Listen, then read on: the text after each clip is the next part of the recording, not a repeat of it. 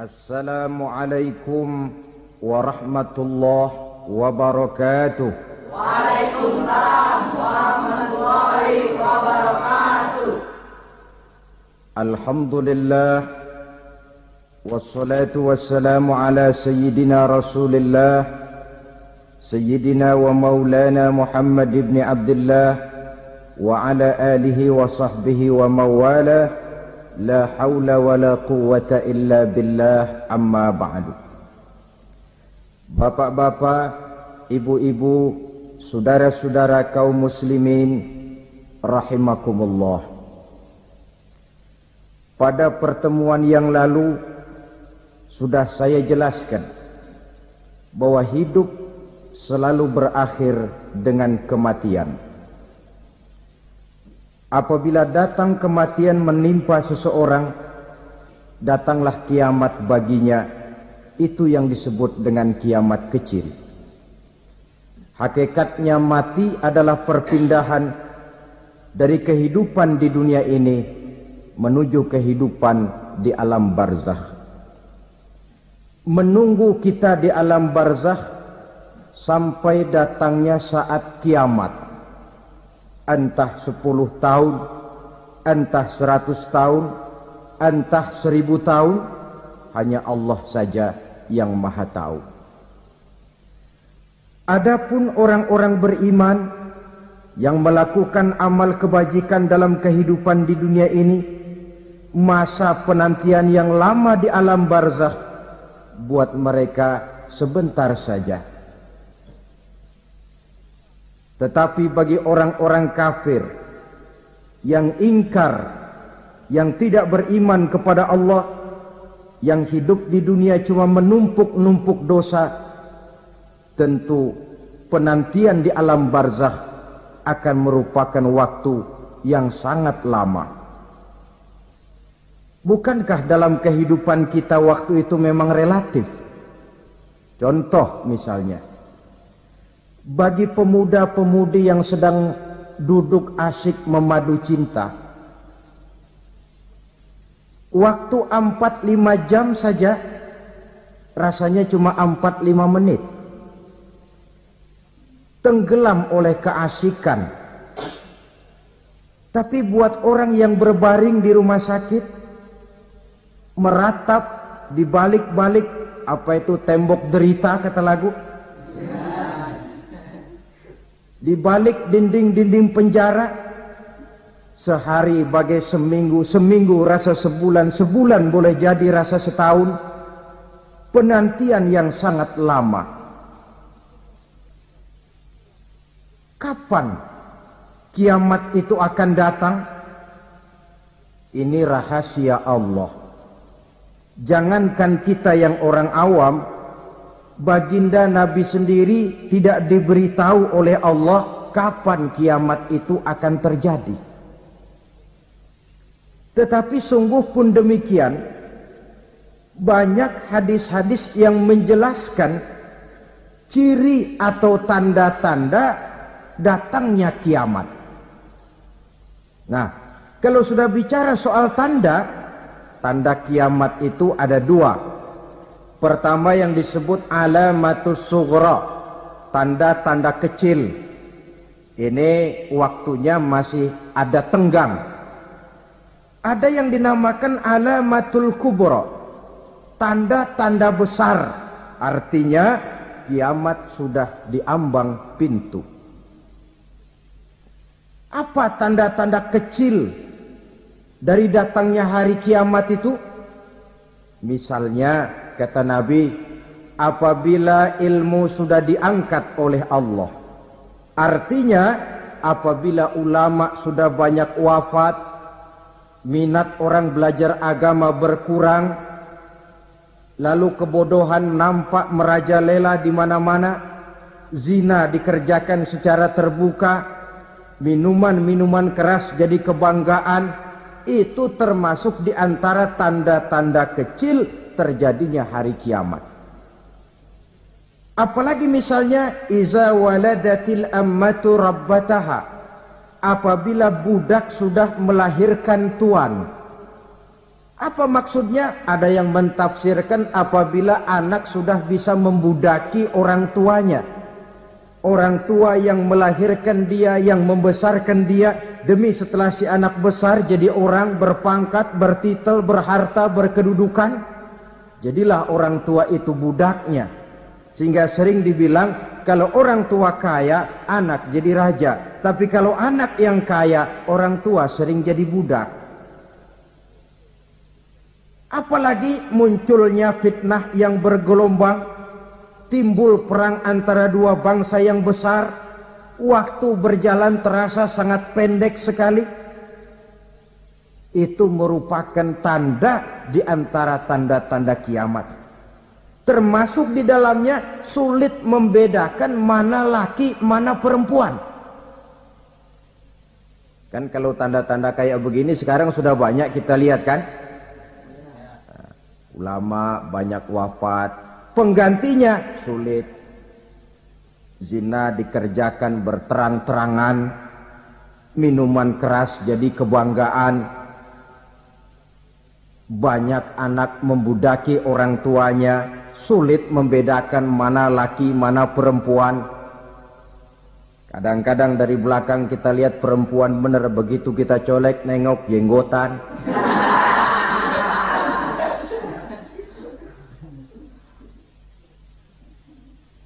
Ini termasuk tanda-tanda kecil, masih ada tenggang sampai akan terjadinya kiamat itu. Nah, yang dimaksud dengan tanda-tanda besar, ini tanda besar artinya kiamat sudah di ambang pintu. Pertama, matahari terbit dari sebelah barat. Apabila matahari sudah terbit dari arah sebelah barat, tertutuplah sudah pintu taubat. Bersabda Nabi kita, la taqumus sa'atu hatta tatlu'a syamsu min maghribiha. Tidak akan datang hari kiamat sampai matahari terbit dari arah sebelah barat. Fa iza tala'at, manakala matahari telah terbit dari arah sebelah barat, wara'ahan nasu, manusia banyak menyaksikan itu, amanu ajma'un, mereka pun lalu beriman. Yang tadinya kafir, yang tadinya ingkar, yang tadinya membangkang, setelah melihat matahari terbit dari sebelah barat, buru-buru beriman, berlomba-lomba mengucap dua kalimat syahadat. Tapi apa yang terjadi? Kata Nabi, wadzalika hina la yanfa'u nafsan imanuha lam takun amanat min qabl. Hari itu adalah hari yang iman sudah tidak berguna lagi bagi seseorang apabila sebelumnya memang dia tidak pernah beriman. Au kasabat fi imaniha khaira, atau beriman tetapi tidak pernah melakukan kebajikan di dalam keimanannya itu. Hari yang sudah kasib, hari yang sudah terlambat, beriman tidak akan ada gunanya lagi. Ini pelajaran buat kita. Sebelum sang surya terbit dari sebelah barat, sebelum nafas sampai di tenggorokan, artinya pintu taubat masih terbuka.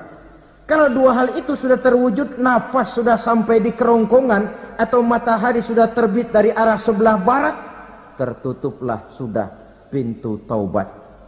Tak ada lagi gunanya pangkat, jabatan, harta, bahkan beriman pun dalam suasana macam itu. Too late, kata orang Kulon. Sudah terlambat. Matahari terbit dari arah sebelah barat. Itu tanda besar, artinya kiamat sudah di ambang pintu. Lalu apalagi tanda besar? Munculnya Dajjal. Dajjal artinya pendusta-pendusta yang menyesatkan manusia. Ada dua macam Dajjal, saudara. Ada Dajjal kecil. Ini Dajjal kelas teri. Kalau ini sejak zaman Rasulullah sudah ada itu. Tiap zaman ada. Di zaman Rasulullah misalnya ada yang bernama Aswad al-Unsi. dari Yaman, ada yang namanya Musailamah Al-Kazzab dari Yamamah, ada yang namanya Ibnu Sayyad dari Madinah. Ini dajjal-dajjal di zaman Rasul. Musailamatul Kazzab memproklamirkan diri jadi nabi, dia di zaman Rasul masih hidup. Ini dajjal zaman Nabi.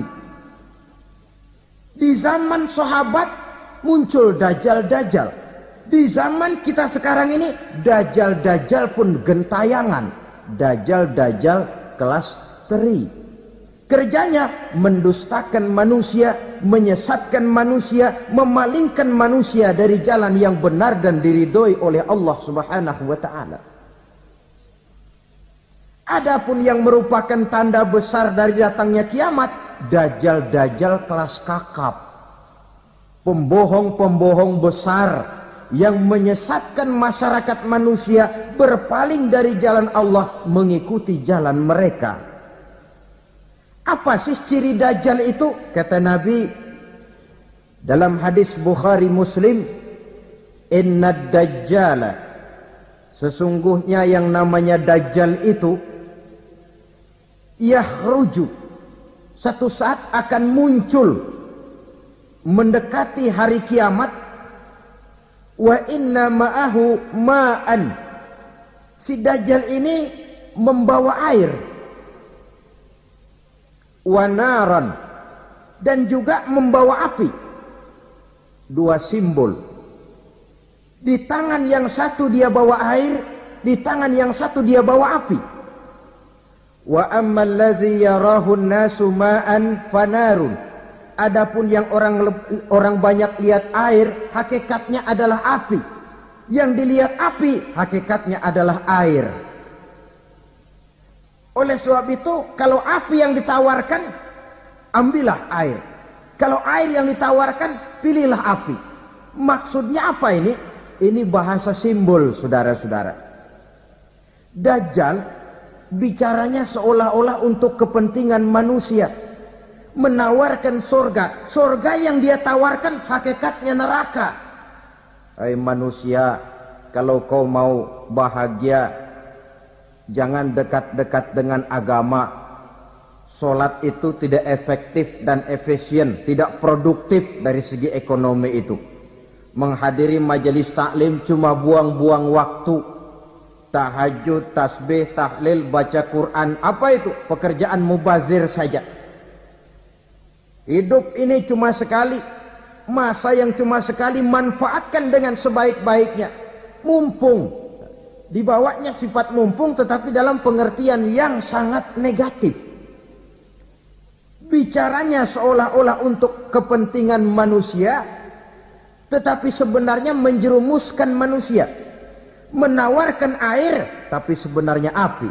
Menawarkan api, tapi hakikatnya air. Buat apa kamu sholat? Buat apa kamu bayar zakat? Buat apa kamu puasa? Surga yang dicanangkan dajjal hakikatnya neraka. Neraka yang digambarkan dajjal pada dasarnya adalah surga. Jadi memutarbalikkan fakta itu kerjaan dajjal. Yang hak jadi batil, yang batil dibilang hak, yang benar jadi salah, yang salah malah jadi benar. Tuntunan disuruh jadi tontonan, tontonan malah menjadi tuntunan. Itu pekerjaan dajjal profesinya. Zamannya Nabi Adam, dajjalnya kan iblis. Betul? Betul. Apa sih rayuan iblis itu? Allah setelah menciptakan Nabi Adam kan bilang, Adam, kau dan istrimu Hawa tinggal di surga ini. Seluruh fasilitas yang ada di surga persilahkan kau nikmati. Satu yang tidak boleh, jangan coba-coba dekati pohon khuldi. Dekat saja jangan, apalagi sampai memetiknya. Datang dajjal yang namanya iblis ini. Adam, kamu tahu nggak kenapa tidak boleh makan buah khuldi? Ya nggak tahu, pokoknya saya dilarang. Bodoh kamu Dam. Khuldun artinya kekal. Kalau kamu makan itu buah, kau akan kekal di surga buat selamanya. Allah tidak kepengen maka dilarang kamu makan buah khuldi. Kalau kau ingin kekal di surga Adam, makan saja. Saya bicara begini ini untuk kepentingan kamu Adam. Ini kan ciri-ciri Dajjal. Bicaranya sih seolah-olah untuk kepentingan Nabi Adam, hakikat sebenarnya menjerumuskan Nabi Adam supaya ingkar dan melanggar larangan dari Allah Subhanahu wa ta'ala. Jadi setelah muncul Dajjal, timbul kekacauan-kekacauan di masyarakat. Banyak yang terpengaruh, terpedaya dan terpesona. Termasuk mereka yang memproklamirkan diri jadi nabi, mereka yang memproklamirkan diri jadi rasul di zaman sesudah Rasulullah wafat. Itu adalah Dajjal. Maka saya ingatkan, kalau di zaman kita sekarang ini ada orang ngaku jadi nabi, ada orang ngaku jadi rasul, biar bahasa Arabnya kental, Quran hafal, hadis ribuan hadis hafal, biar pakai serban sampai menyengser ke tanah, bahasa Arabnya fasih, tapi dia mengaku jadi nabi, jadi rasul, kita umat Islam wajib tidak percaya. Wajib untuk tidak percaya. Itulah Dajjal zaman kita sekarang ini. Tidak mustahil mereka datang mempengaruhi orang-orang awam supaya berpaling dari Rasulullah, mengikuti mereka. Nah, di akhir zaman nanti, mendekati hari kiamat, Dajjal ini muncul. Dajjal kelas kakap, menyesatkan masyarakat manusia untuk berpaling dari Islam, mengikuti seruan mereka. Apalagi di antara datangnya kiamat itu, tanda yang besar itu, turunnya Nabiullah Isa Al-Masih, putra Maryam. Menurut berbagai hadis yang sahih, Nabi Isa Al-Masih nanti akan turun lagi. Tidak membawa risalah yang baru, tapi meluruskan risalah Islam ini yang telah banyak ditinggalkan oleh masyarakat. Bahkan ada hadis menjelaskan beliau akan membunuh Nabi, mematahkan kayu-kayu salib, lalu melaksanakan haji dan umrah mengikuti syariat Nabi Muhammad, bukan membawa agama baru. Menjadi semacam mujaddid, reformer, menyelamatkan manusia dari bisikan Dajjal. Bahkan ada riwayat yang menjelaskan bahwa Nabi Isa berhasil mengalahkan Dajjal, mengembalikan masyarakat manusia kembali kepada ajaran Islam yang datang dari Allah, dibawa oleh Rasulullah sallallahu alaihi wasallam.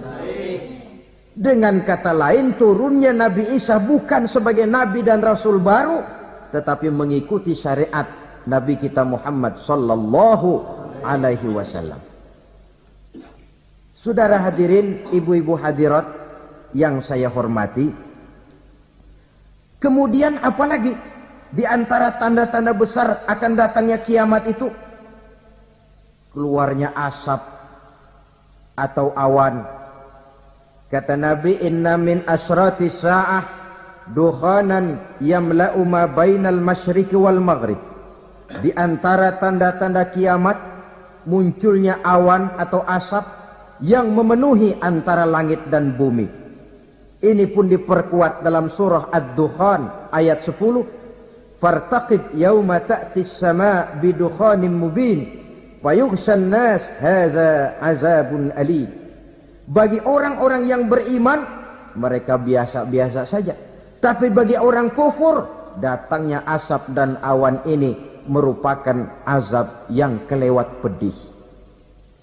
Barangkali sedikit mendekati gambaran tentang azab yang pedih ini, saya ingatkan alam pikiran kita kepada peristiwa yang belum lama terjadi. Pernah dengar berita bocornya reaktor nuklir di Chernobyl, Uni Soviet? Pernah dengar? Nah.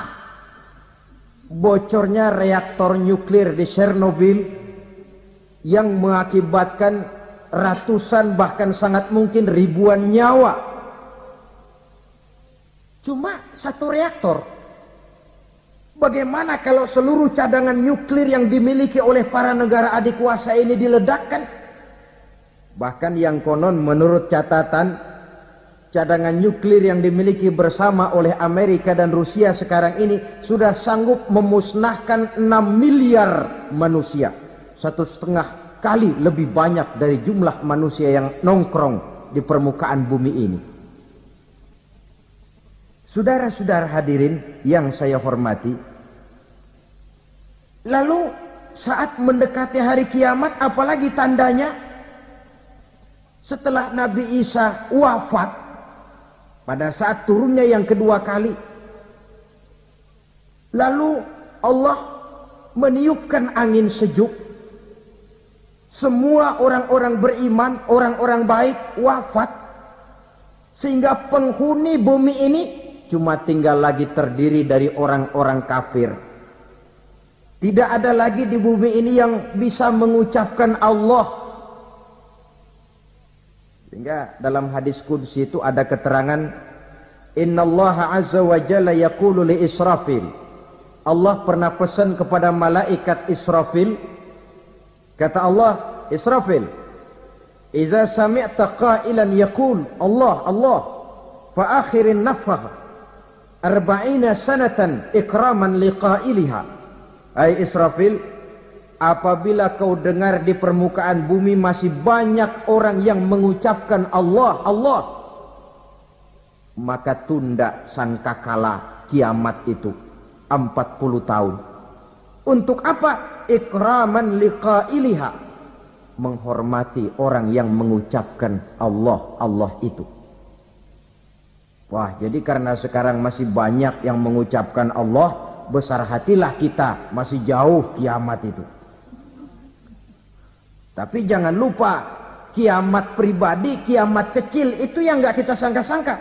Ajal datang mencabut nyawa, itu kiamat pribadi. Dan itu yang pasti kita hadapi. Dan itu yang membuat kita tidak boleh bersikap main-main di dalam kehidupan sekarang ini. Saudara hadirin yang saya hormati, tidak ada lagi orang-orang muslim. Seluruh penduduk dunia ini kafir. Lalu terciptalah struktur sosial yang berlandaskan prinsip hidup semau gue. Bakal terjadilah prinsip di mana yang kaya menyantap yang miskin, yang kuat menindas yang lemah. Hidup sudah bagaikan di rimba belantara, berlaku hukum rimba, siapa yang kuat dia yang menang, siapa yang lemah menjadi mangsa. Timbul kekacauan, maksiat merajalela, munkarat menjadi-jadi, sehingga isi bumi ini penuh dengan segala macam perbuatan dosa. Tidak ada perlunya lagi alam diperpanjang temponya. Datang saat yang sudah dijanjikan oleh Allah Azza wa Jalla, maka terjadilah yang disebut kiamat kubra, kiamat besar, kiamat hancur-hancuran. Bagaimana kejadian ini dimulai? Dalam surah Az-Zumar ayat 68, Allah Subhanahu wa taala berfirman, wa nufikha fis suri fasa'iqa man fis samawati wa man fil ardi illa man sya'allahu. Maka manakala ditiuplah sangkakala, terkejutlah seluruh yang ada di langit dan seluruh yang ada di bumi. Bila saat kiamat datang, Allah perintah malaikat Israfil, Israfil, tiup sangkakalamu. Ditiuplah sangkakala oleh malaikat Israfil. Yang akibat daripada tiupan itu, seluruh yang ada di langit, seluruh yang ada di permukaan bumi terkejut. Yang ada di langit siapa? Malaikat kan. Bayangin aja kalau malaikat kaget, apalagi kita. Terkejut seluruh makhluk yang ada di bumi, yang ada di langit mendengar suara sangkakala itu. Bunyinya tidak sanggup kita bayangkan dahsyatnya. ledakan nuklir, ledakan neutron, belum apa-apa ketimbang bunyi sangkakala malaikat Israfil ini. Nah, lalu mendengar bunyi sangkakala ini, gemparlah makhluk, kacaulah alam. Bumi gempa, planet-planet bertabrakan, gunung meletus, air laut tumpah ke darat, angin topan bertiup, halilintar menyambar. Lalu semua yang bernama hidup mati total. Mati bareng tanpa persiapan. La haula wala quwata illa billah. Saya kadang-kadang dalam tafakur bermohon, ya Allah, mudah-mudahan saya enggak nemuin kiamat beneran. Ngeri. Tidak bisa kita bayangkan macam apa suasana seperti itu. Allah saja banyak memberikan gambaran, misalnya Al-Qari'ah, wa mal qari'ah, wa ma adraka mal qari'ah. Kejadian yang menggemparkan. Tahukah kamu apa kejadian yang menggemparkan itu? Yauma yakunun nasu kal farasil mabsus wa takunul jibalu kal ihnil manfus. Pada saat itu manusia berterbangan bagai kupu-kupu. Gunung berterbangan seperti kapas ditiup angin. Gunung saja macam kapas, konon lagi manusia. Kematian total, mulai semut sampai gajah mati, jin mati, iblis mati, malaikat mati. Oh, malaikat saja mati. Saudara hadirin yang saya hormati, kematian total yang tanpa persiapan. Orang bilang, Pak, kalau mati bareng begitu yang repot malaikat maut dong ya. Cabut sana, cabut sini. Itu kalau menurut logika kita. Mestinya begitu menurut logika. Tapi logika juga yang bilang nggak perlu serepot itu. Sebab untuk mematikan listrik di wilayah DKI, di wilayah Jakarta, nggak perlu tiap rumah didatengin matiin, ya lama. Cukup dari kantor pusatnya saja PLN tekan satu tombol, gelaplah seluruh Jakarta. Saudara hadirin yang saya hormati, kematian total. Lalu setelah kematian total, planet-planet juga mati, dalam arti tidak bergerak dan beredar. Angin mati, dalam arti tidak bertiup. Air mati, dalam arti tidak ada riak gelombang. Pokoknya semua mati. Kullu nafsin za'iqatul maut, semua yang bernafas mati. Dalam ayat lain, kullu man 'alaiha fan, semua yang ada di permukaan bumi fana. Yang kekal cuma Allah Subhanahu wa ta'ala. Yang paling belakang mati malaikat maut dan malaikat Israfil. Tapi mati juga sesuai dengan janji Allah.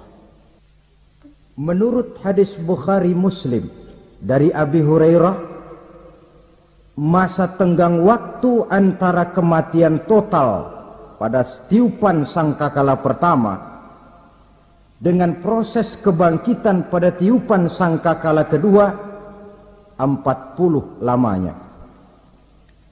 Tidak dijelaskan oleh Abi Hurairah 40 jam, apa 40 hari, apa 40 tahun. Hadis-hadis cuma menyebutkan 40 saja. Sunyi alam, yang tinggal cuma Allah saja lagi. Ketika itu Allah berseru-seru, katanya, limanil mulkul yauma. Siapa para penguasa hari ini? Mana itu raja-raja dan penguasa yang dulu mengaku jadi Tuhan? Fir'aun. Mana Fir'aun sekarang? Yang dulu jadi raja, merasa berhasil, sombong, lalu tidak mau turun-turun dari kekuasaannya. sampai kepada puncak kekurang ajarannya mengangkat diri jadi Tuhan. Mana itu Fir'aun? Namrus, mana sekarang Namrus? La ilaha illa ana. Ternyata tidak ada Tuhan lain selain daripada aku, kata Allah. Proses kemudian, saudara-saudara, turunlah hujan dari langit. 40 lamanya hujan itu. Tidak jelas juga 40 jam apa 40 hari. Setelah air turun membasahi, datanglah tiupan sangkakala yang kedua. Semua yang bernama mati bangkit dari kuburnya masing-masing. Ini yang disebut Yaumul Ba'thi, hari kebangkitan. Allahu Akbar. Pada saat kita bangkit dari kubur kita masing-masing, kumpul di padang mahsyar namanya. Bayangin aja, saya sendiri nggak sanggup bayangin. Manusia sejak zaman Adam sampai zaman kiamat kumpul bareng di tempat sama. Berapa banyaknya itu?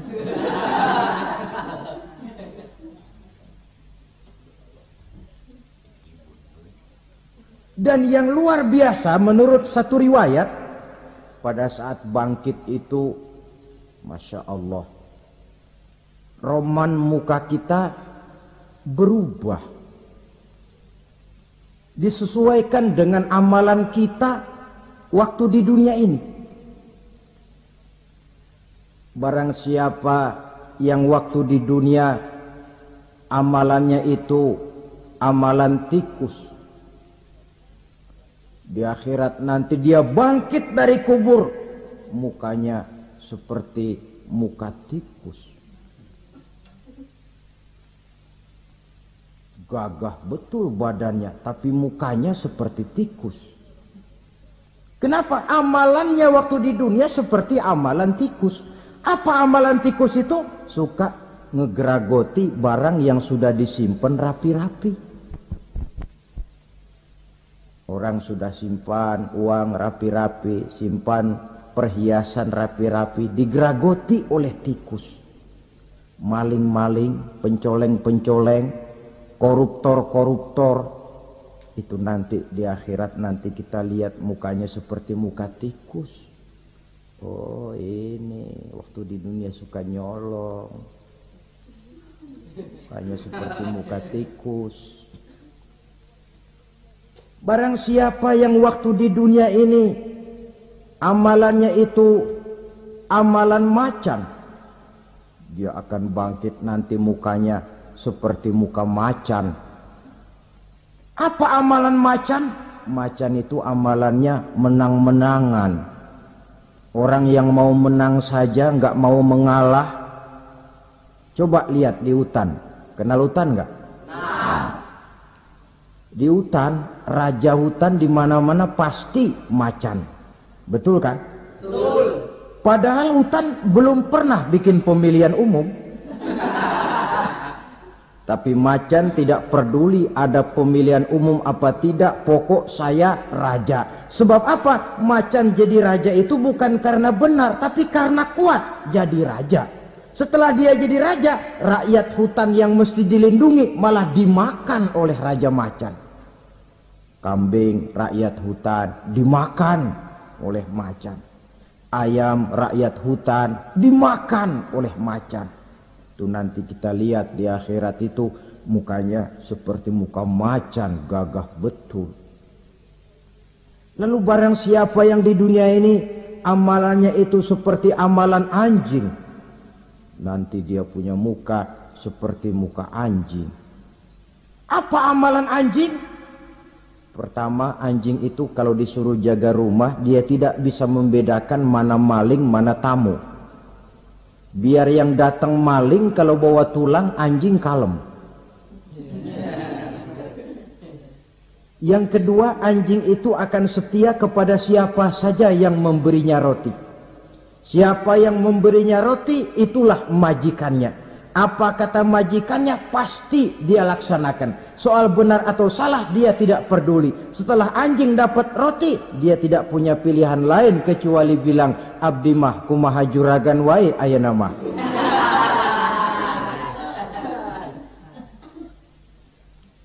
Saudara hadirin yang saya hormati, berkumpul di padang mahsyar, tiap orang sibuk dengan persoalannya masing-masing. Matahari waktu itu didekatkan oleh Allah, panas luar biasa. Ada yang saking panasnya itu mencucurkan peluh keringat sampai sebatas mata kakinya. Ada yang keringatnya sampai sedengkulnya, ada yang keringatnya sampai sepusatnya, ada yang keringatnya mengalir sampai sebahunya, ada yang kelelap oleh keringatnya sendiri, sementara orang di sampingnya enggak apa-apa. Bergantung lagi amalan dia waktu di dunia ini. Saudara-saudara, sebagian orang dalam kepanikan padang mahsyar berombong-rombong datang mereka menghadap Nabi Adam. Ya Adam, anta abal bashar. Hai Adam, Tuhan adalah bapak moyang manusia. Kami sebentar lagi akan disidang, dimintakan pertanggungan jawab. Tolonglah kami, hai Adam. Kata Nabi Adam, jangankan nolongin sampean, saya sendiri tanggung jawab di hadapan Allah ketika dulu tidak boleh makan khuldi, saya serobot. Sudahlah, urus diri masing-masing saja, nafsi. Begitu kata Nabi Nuh, begitu kata Nabi Ibrahim. Tiap orang bertanggung jawab sendiri-sendiri. Ketika itulah saudara-saudara, nikmatnya menjadi umat Nabi besar Muhammad sallallahu alaihi wasallam. Sebab apa? Walaupun menurut abjad kita ini umat paling belakang, kan paling belakang kita ini toh, karena Nabi Muhammad adalah Nabi akhir, tapi akan dihisap lebih dulu, lewat di atas sirat lebih dulu, masuk surga lebih dahulu ketimbang umat-umat belakangan. Ketika Rasul mendekati ajal, beliau tanyakan itu kepada malaikat Jibril. Malaikat Jibril berkata, Muhammad jangan khawatir, Allah sudah berjanji, inni haramtul jannata ala sairil anbiya hatta tadkhulaha anta, wa haramtuha ala sairil umami hatta tadkhulaha ummatuka. Surga aku haramkan buat seluruh nabi kecuali kalau engkau Muhammad sudah masuk ke dalamnya, dan surga aku haramkan buat seluruh umat kecuali kalau umatmu Muhammad sudah masuk ke dalamnya. Logikanya, walaupun menurut abjad kita umat paling belakang, bakal dihisap paling dulu, lewat di atas sirat paling dulu, masuk surga paling dulu, kalau mampir ke neraka juga paling dulu. Ya resiko. Jangan mau enaknya aja paling dulu.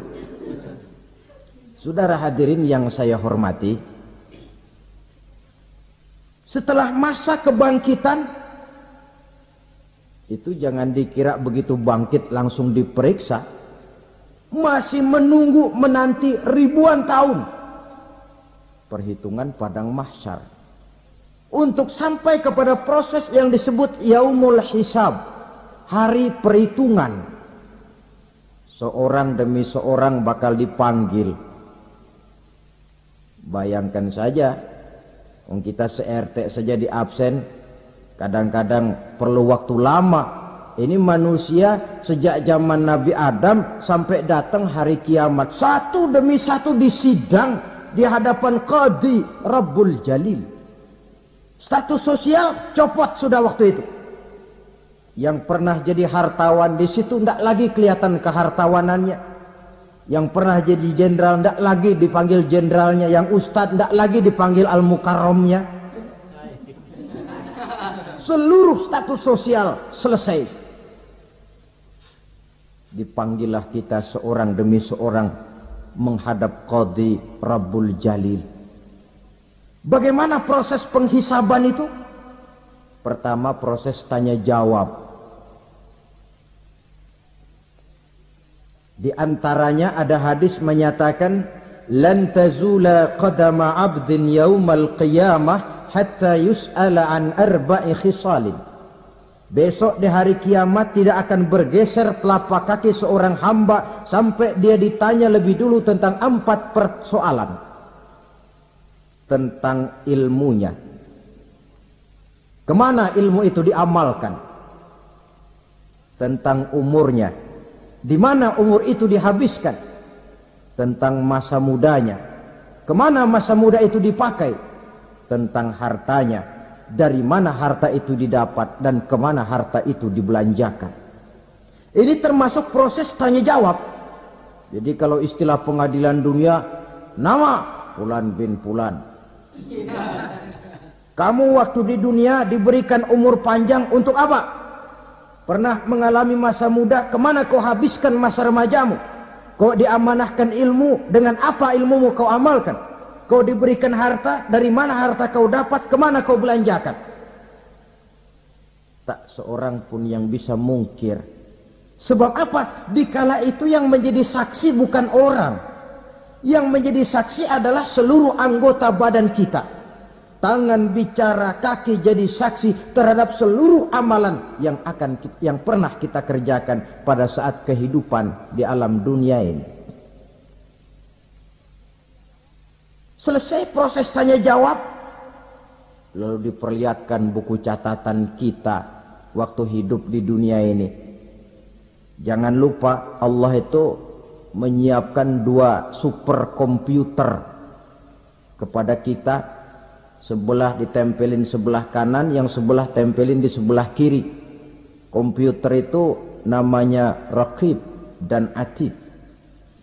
2 malaikat yang apabila baik kita lakukan, refleks saja akan menulis kebajikan kita. Jahat kita kerjakan, akan tertulis. Catatan itu nanti diperlihatkan kepada kita.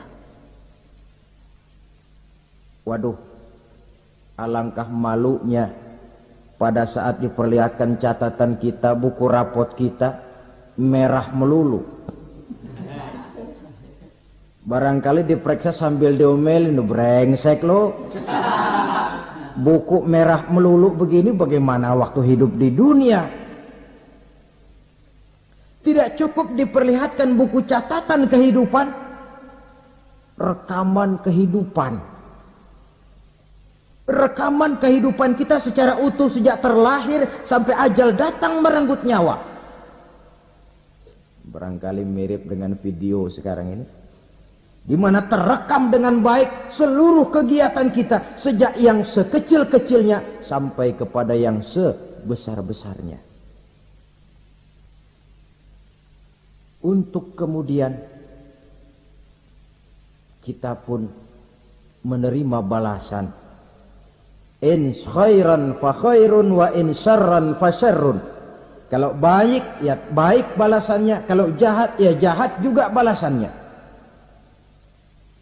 Catatan-catatan kita diberikan. Kalau banyak kebajikannya diberikan di tangan kanan dengan cara yang halus. Kalau banyak kejahatannya diberikan dari sebelah kiri atau dilempar dari belakang. Itulah sebabnya sejak di dunia ini kita sudah mohon kepada Allah. Ketika berwudu membasuh tangan kanan, apa kita bilang? Allahumma a'tini kitabi biyamini wa hasibni hisaban yasira. Ya Allah, berikan saya kitab di tangan kanan, dan kalau saya memang perlu dihisap, hisaplah saya yang seringan-ringannya.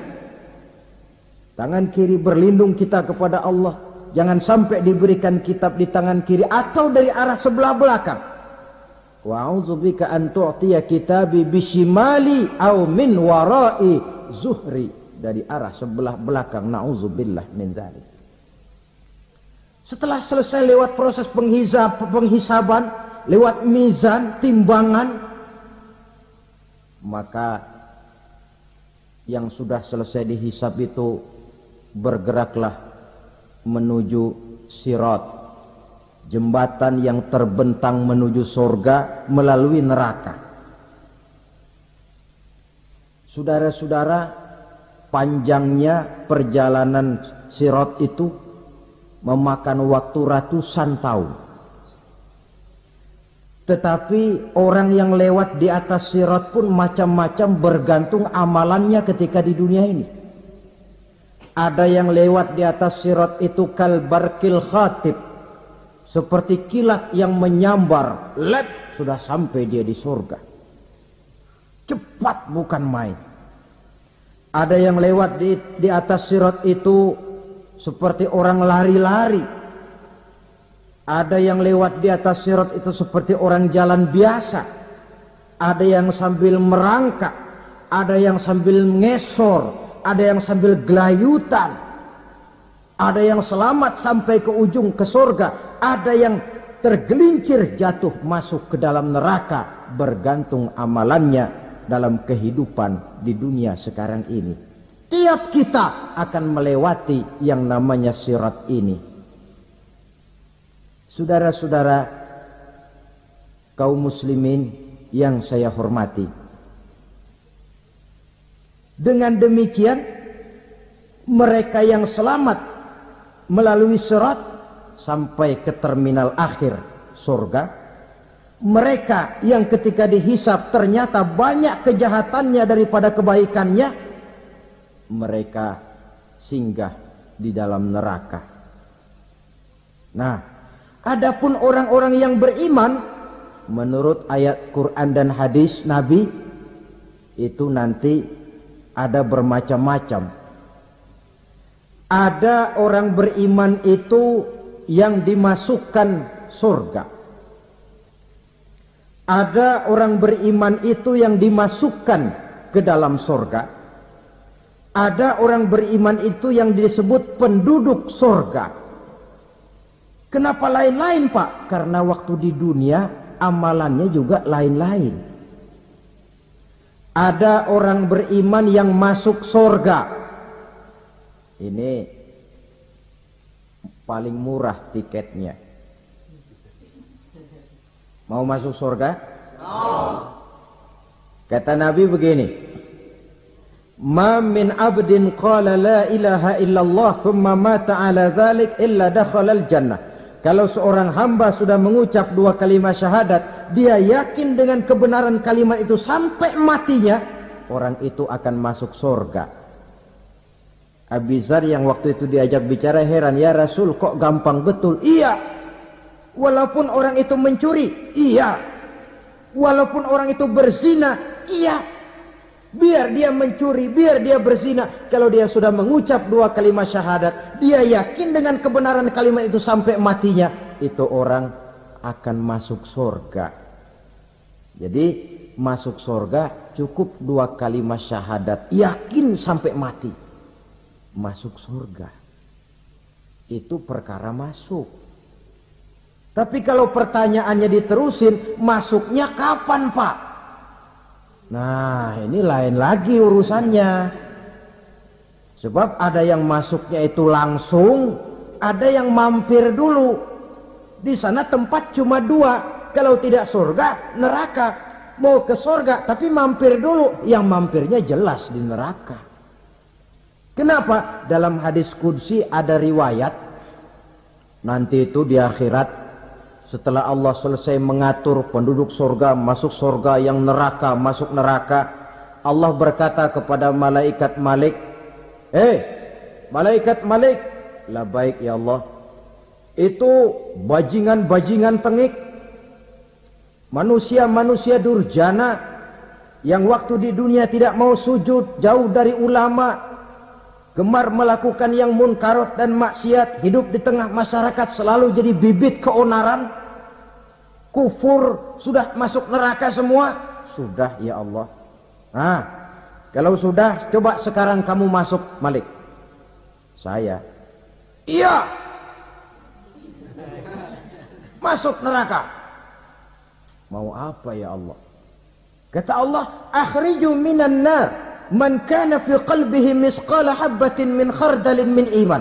Kau masuk neraka, cari di dalam neraka orang-orang yang ada imannya walaupun kecil sebesar biji zarah, angkat mereka keluar. Masuk malaikat Malik ke neraka, cari orang yang ada imannya, korek-korek. Ya repot, udah pada gosong. Yang ada imannya diangkat ke atas, yang ada imannya diangkat ke atas. Lalu dimandikan di Nahrul Hayat, namanya sungai kehidupan di akhirat nanti.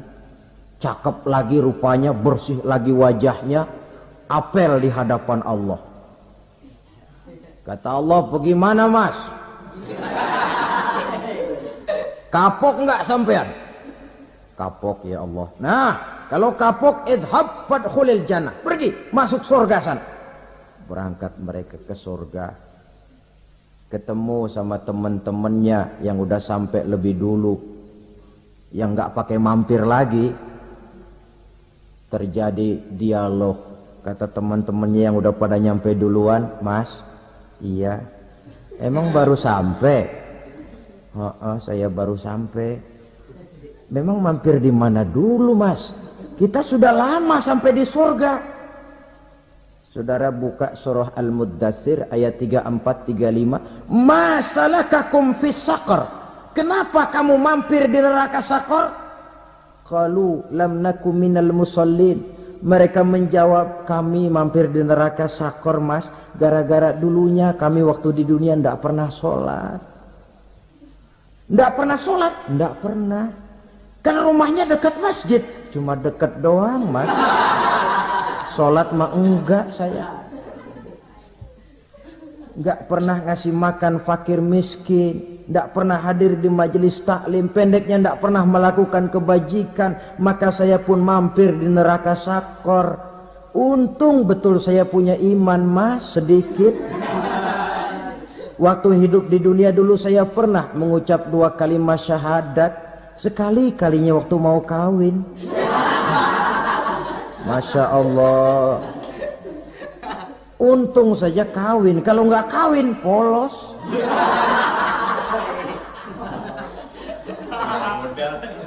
Itu juga pengulu sudah setengah mati ngajarin. Asyhadu alla, asyaduaan, asyaduaan.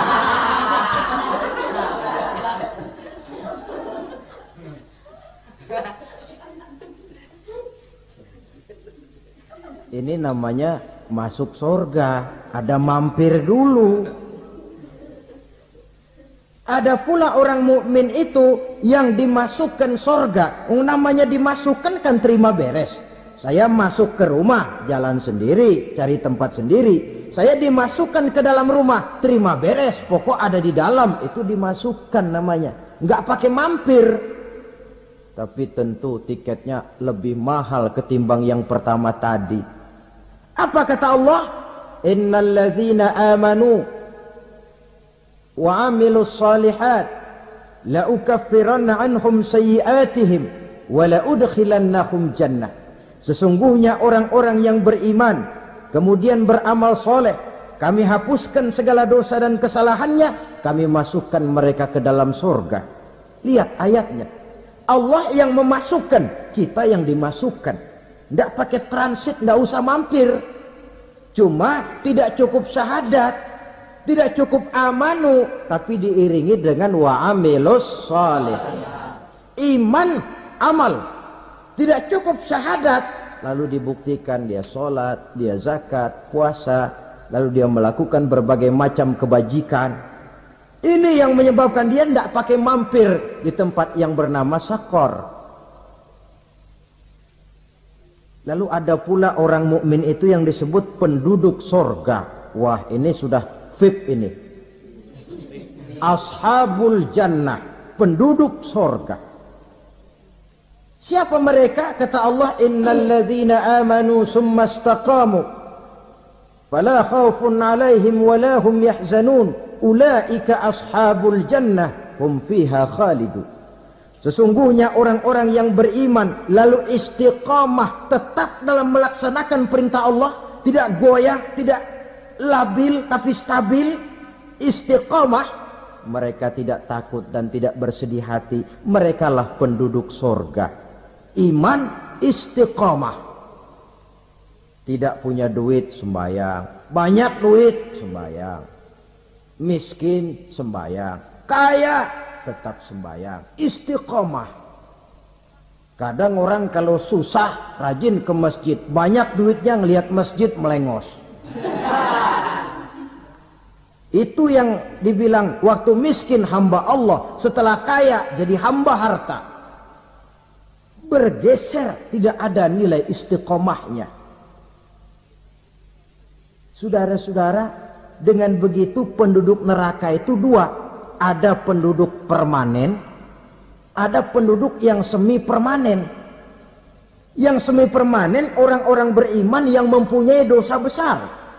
Mereka masuk ke neraka untuk menerima azab sesuai dengan dosanya. Bila selesai masa azab itu, mereka akan diangkat untuk ditempatkan kembali ke dalam surganya Allah Subhanahu wa ta'ala. Nah, dikala itulah saudara-saudara, ada yang disebut syafaat dari Rasulullah Sallallahu Alaihi Wasallam. Tapi tentu jangan lupa, syafaat ini ibarat kain menambal dia. Kita punya kain bolong-bolong sedikit, syafaat yang menambal.